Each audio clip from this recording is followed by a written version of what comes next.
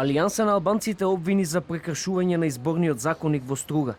Сурија Рашиди, шеф на изборниот штаб на Алијанса за албанците во оваа општина, информираше дека станува збор за подкуп и масовни вработувања во предизборната кампања, за што се пуштени пријави до обвинителството, Државната изборна комисија и антикорупцијска. Се соочуваме со масовни градежни активности, асфалтирање на улици на сите населени места во Струга, асфалтирање доста неквалитетни, со огромни финансиски малверзации, и од друга страна без никаква документација. Од антикорупцијска за телевизија 24 вела дека активно ги следат сите нерегуларности кои се пријавуваат од почетокот на предизборната кампања.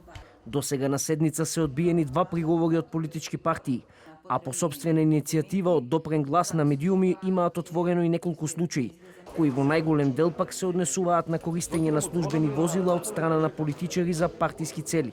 Активностите на заменик директорот на затворот Идризово за време на за партиски активности за работно време, понатаму за користење на службени возила од министрите Бујар Османи и Насер Нуредини за исто потреби на партиски активности. Покрај овие случаи, ВМРО ДПМН неколку пати јавно ја обвини опозицијата за обиди за подкуп, како и за други предизборни нерегуларности.